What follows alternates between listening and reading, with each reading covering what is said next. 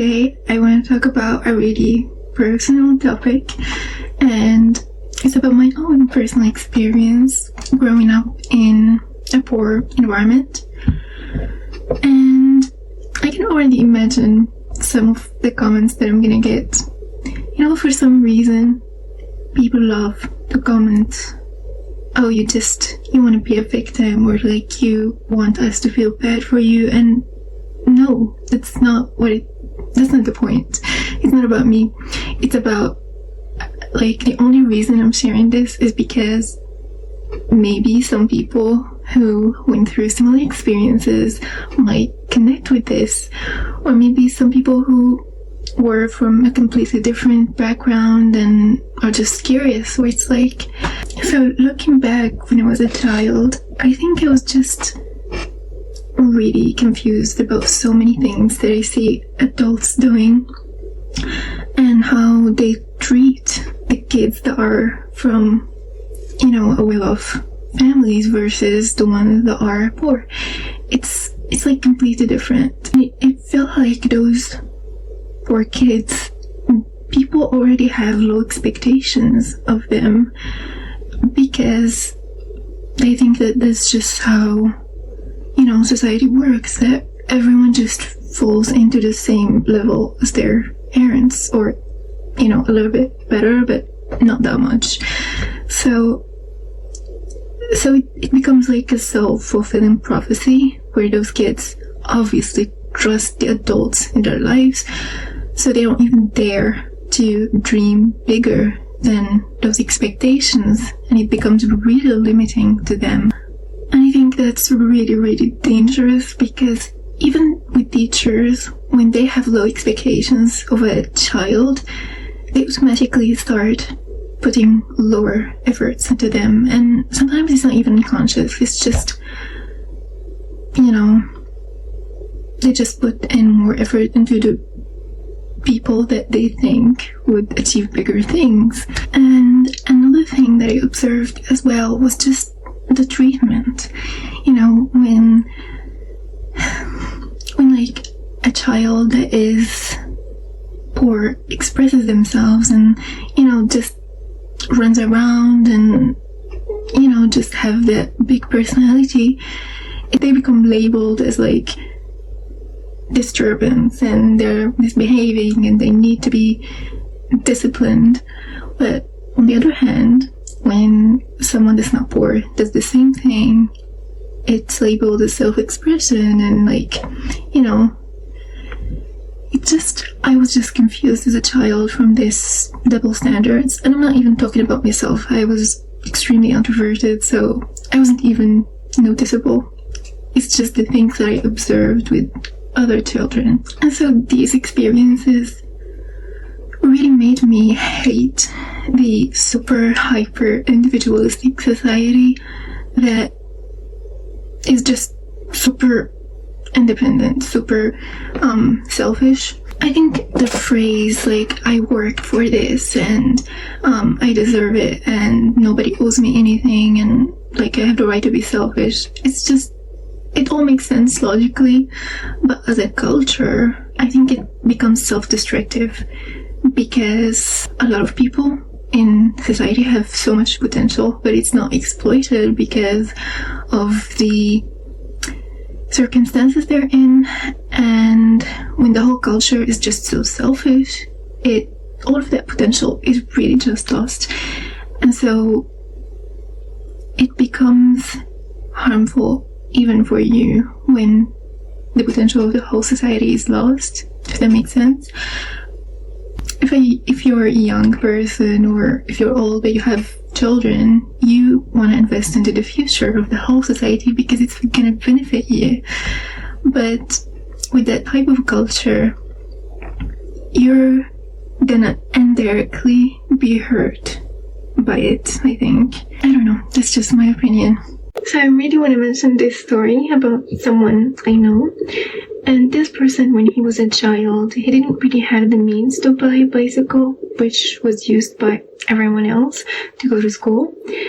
And so what he did is he built it himself, even though at the time he didn't really have any phone or internet or computer or anything, basically. He just built it from his own imagination and his own observation. And that was really impressive, I think. And it really makes me think, if that person had the means, I just wonder how his life would be different. How much more he would have reached and achieved in his life. And stories like this really makes me get out of my little bubble and look at the big picture.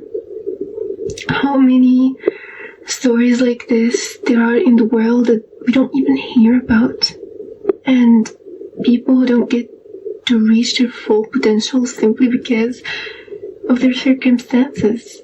And I think because of that, humanity as a whole don't get to reach even a tiny bit of its true potential. Another thing that I want to mention is my outlook on life, which it might be seen as a bit pessimistic, but I really don't think it is. But if I was given the option, if I want to be born into this world, I think I would choose to not be born into a world like this.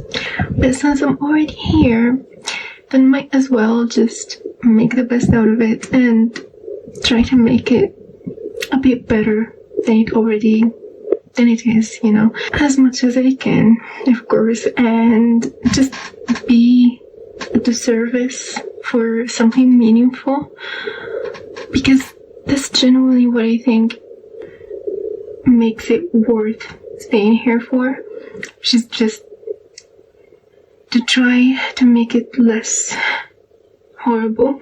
And all the other things that some people might value, like being smart or rich or beautiful or any of those things, really have zero value outside of maybe being a tool at the service for meaning. So when I start to think in that way, all the other things that I'm struggling with, like failing or feeling anxious or having self-esteem issues or any of those things, don't matter anymore. If you're just a tool at the service of something bigger than yourself, then yeah, those things don't matter.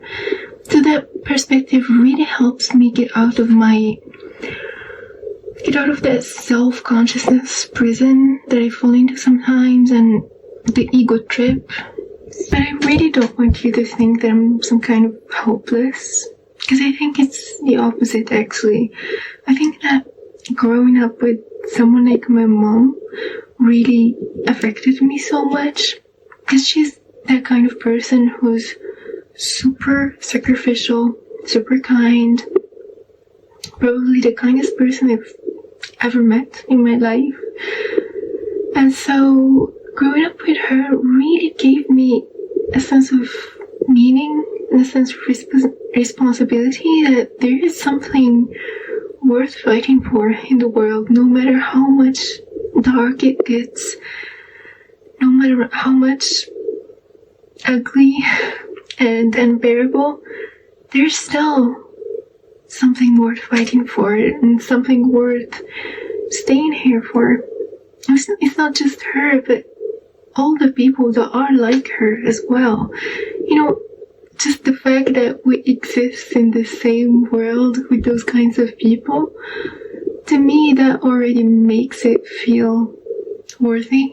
Those types of people who are just kind for literally no reason. They have no ulterior motive, nothing, just for the love of the game. Those kind of people really make me feel like happiness is not everything in life. Like, even if it's not there, there's still other things that are worthwhile. Another thing that I want to mention is how tough love can be really harmful. I think it can be good, but it can also turn sideways sometimes. And I'm obviously very thankful for my parents' hard work and sacrifice to give me a better life than they ever had.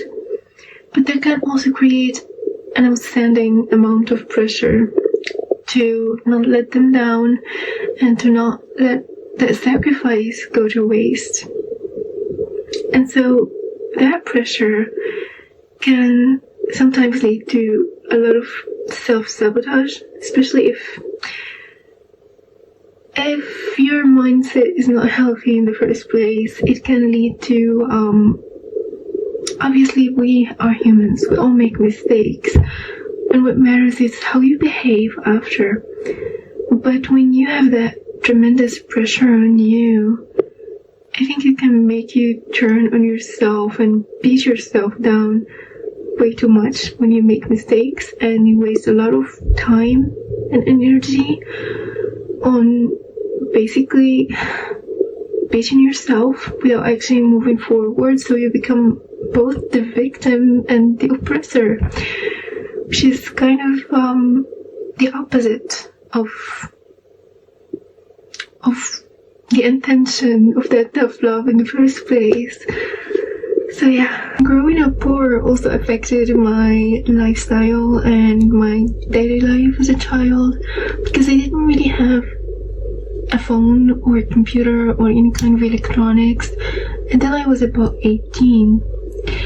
And so I kind of have the childhood of a boomer. I kind of have that in common. And I understand that there are some positives to this, where it allowed me to just, run around, explore nature, and just live in the real world. But at the same time, it didn't give me the chance to develop